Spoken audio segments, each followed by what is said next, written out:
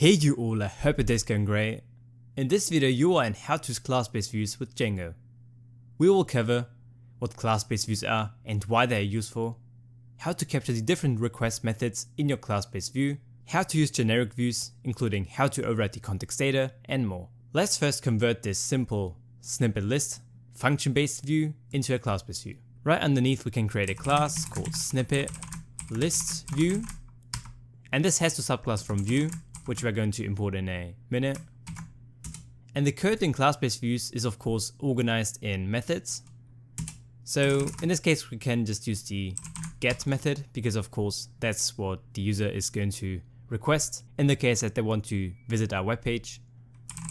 And it takes in the self and request. And then we can copy these two lines and paste them right here. And next up, from Django.views we want to import view.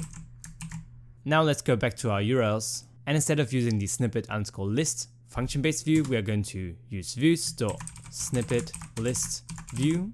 And then because this is a class and not a function, and every view in Django is a function, we have to call the .asView method, which comes from this view class. And you can see that we get the exact same result as before. So it's not really useful until this point because we just added a bit more code than there was before. But what we can now do with classes is extract our code into more meaningful components.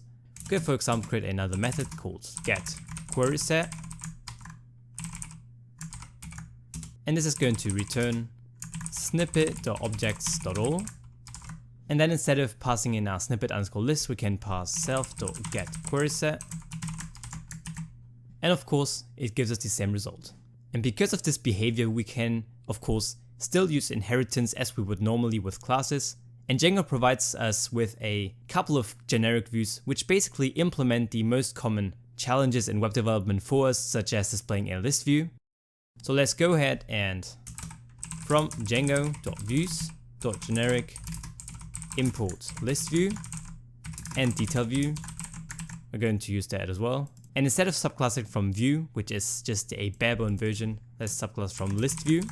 And we can get rid of all of this. And just by overriding a couple of attributes, we can now get the exact same behavior as before. First of all, let's set the model equal to the snippet. Then it wants a template name that it should render, which was snippets snippet_list.html. And you see that we still get the same result. Awesome. We can override a function that sits on this list view called getContextData and take in the self, args and keyword arguments. And in this function we just have to return the entire context for what we want to render with the template, just as we are doing here. Basically here we have to return this part. Just for demonstration purposes, let's go ahead and copy this and return it. But of course instead of snippet_list, there's another method attached on the list view called getQuerySet, and it still works the same. And if we were to change this name in any way, of course this template wouldn't find it anymore, thus giving us a blank page. But again, that wouldn't use the functionality that's already built into the list view. So we first of all need to get what the list view already gives us as a context. That's why we set context equal to super, just accessing the list view dot get context data. Actually we only need to take in keyword arguments, no arguments in this case, because of course dictionaries only contain keyword arguments. And now that we have the context, we can now override it however we want to. For example, we can say context of is expired equal to true, and then return our context. And then back in our template we can just print out the value for is expired and we'll get true. And if we didn't have that, of course we wouldn't get anything. Should make sense. So this is what you want to use if you want to override the context data. Of course there are many other methods you can override, such as getQuerySet, which we just used a minute ago. And next up, let's do the same with this snippet DetailView. So we can create a class called snippet DetailView, which now subclasses from DetailView of course. And our model is going to be again the snippet model, and then template name will be snippets snippet_detail.html. Let's change it to snippet detail view .sview. And let's click on this h1 link. And you see the error that the generic detail view has to either be called with a pk or a slug. So it doesn't accept id as the name argument anymore, which is why we have to change it in the URL. So just int pk, and we now get our snippet detail. Awesome.